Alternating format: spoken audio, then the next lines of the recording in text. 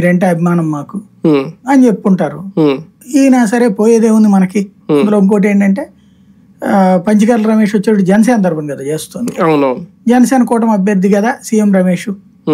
అందుకని ఇద్దరు కలిసాక నేను అనుకోవడం పంచకర్ల రమేష్ పట్టుకెళ్ళి ఉంటాడు సీఎం రమేష్ ని. పంచకర్ల రమేష్ కొంచెం యాక్సెస్ ఉంది, ఆ యాక్సెస్ తో తీసుకెళ్లి ఉంటాడు. ఆయన మొహమాట పెట్టి ఆ మొక్క స్టేట్మెంట్ తీసినట్టున్నారు. అది అంటే ఓడండి మీరిద్దరు ఓడిపోండి అని ఆశీర్వదించలేదు కదా, మీ బ్లెస్సింగ్స్ కావాలని ఇల్లు ఉంటారు. కూటమి గురించి కూడా చిరంజీవి గారు చేసిన వ్యాఖ్యలు అంటే ఇలాంటి కూటమి అవసరం, కూటమి పెట్టుకోవడం కరెక్ట్, ఇన్ని పార్టీలు కలవడం. ఒకప్పుడు అంటే కంప్లీట్ గా జగన్మోహన్ రెడ్డి గారు సపోర్ట్ చేశారని అంటారు కానీ ఈ పథకాలను ఒప్పుకున్నారు, సంక్షేమం మంచిది అవసరం రాష్ట్రానికి అని అన్నారు ఒకప్పుడు. అంటే ఆ సిచ్యువేషన్ వేరు ఇది వేరని అనుకోవాలా? కూటమి కట్టిన తర్వాత పవన్ కళ్యాణ్ వల్ల చిరంజీవి గారి మనసు అన్న మారిందా?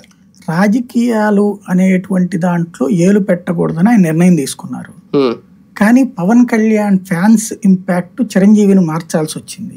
ఎందుకంటే చిరంజీవి సినిమాలు అంటే ఒకప్పుడు అది సూపర్ హిట్ సినిమాలు.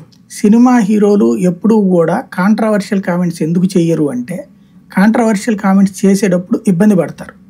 ఎస్పెషల్లీ ఏదన్నా వచ్చిందంటే అంటే ఫ్యాన్స్ నీకు అభిమానులు రాకపోయినా పర్లేదు, దురభిమానులు ఉండకూడదు, అంటే నెగిటివ్ బ్యాచ్ పెరగకూడదు.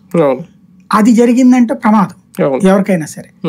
అందుకని ఎవరు కూడా నెగిటివిటీని యాక్సెప్ట్ చేయరు.